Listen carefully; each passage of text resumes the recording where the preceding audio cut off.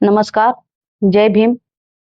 मी आज महामानव डॉक्टर बाबासाहेब आंबेडकर यांच्या जयंतीनिमित्त मी तुम्हाला 2 शब्द सांगू इच्छितो. डॉक्टर बाबासाहेब आंबेडकर यांचे संपूर्ण नाव भीमराव रामजी आंबेडकर असे होते. त्यांचा जन्म मध्य प्रदेशातील महू या गावी 14 एप्रिल 1891 रोजी झाला. त्यांचे मूळ गाव महाराष्ट्राच्या रत्नागिरी जिल्ह्यातील आंबावडे हे होय. बाबासाहेबांचे वडील लष्करात सुभेदार म्हणून नोकरीस होते. पुढे ते सातारा येथे स्थायिक झाले. त्यामुळे बाबासाहेबांचे बालपण सातारा येथेच गेले. त्यानंतर त्यांच्या वडिलांनी मुलांच्या शिक्षणासाठी मुंबईस स्थलांतर केले. बाबासाहेब आंबेडकर यांचे मॅट्रिक पर्यंतचे शिक्षण दापोली, सातारा व मुंबई या ठिकाणी झाले. मुंबईच्या एल्फिन्स्टन हायस्कूलमधून ते 1907 मध्ये मॅट्रिकची परीक्षा उत्तीर्ण झाले. शैक्षणिक जीवनात त्यांना अनेक प्रकारच्या कटू अनुभवातून जावे लागले होते. वर्गातील बरोबरीच्या मुलाकडून त्यांना अवहेलना सहन करावी लागली होती. सातारा येथील शाळेत शिकत असताना त्यांनी संस्कृत विषय घेण्याचे ठरवले, परंतु त्या शाळेतील संस्कृतच्या शिक्षकाने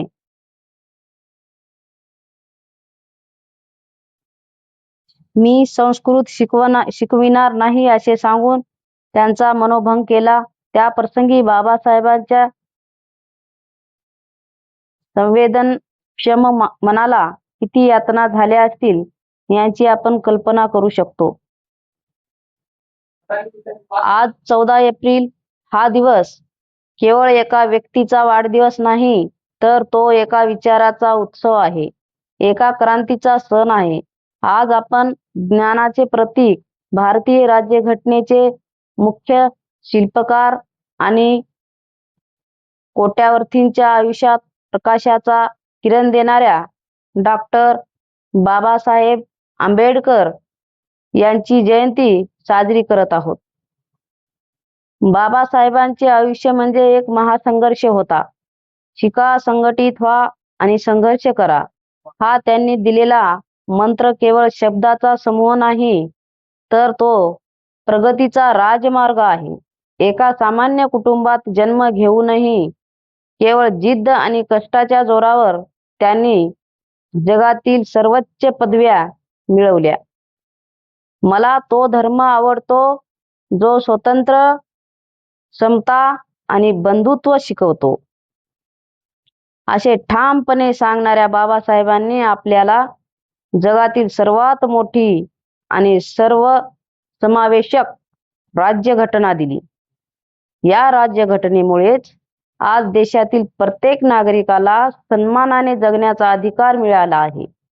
त्यांनी केवळ दलितासाठीच नाही, तर स्त्रियांना हक्क मिळावेत म्हणून हिंदू कोड बिल मांडले, कामगारांना कामाचे तास ठरवून दिले आणि अर्थव्यवस्थेला दिशा दिली. मित्रांनो, आज बाबासाहेबांना अभिवादन करताना फक्त त्यांच्या फोटोला हार घालणे पुरेसे नाही, तर त्यांच्या विचाराचा हार आपल्या गळ्यात घालणे गरजेचे आहे. आपण सुशिक्षित व्हायला हवे, अन्यायाविरुद्ध उभे राहायला हवे आणि समाजातील जातपातीचे भेद मोडून माणुसकी जोपासायला हवी. बाबासाहेब बनायचे जीवन हे मोठे असण्यापेक्षा थोर असले पाहिजे. चला तर मग आपणही त्यांचे विचार आचरणात आणून आपला देश अधिक समृद्ध आणि एकनिष्ठ बनवण्यासाठी प्रयत्न करूया. अशा या महामानवाला, विश्वरत्नाला माझे कोटी कोटी प्रणाम. जय भीम. धन्यवाद.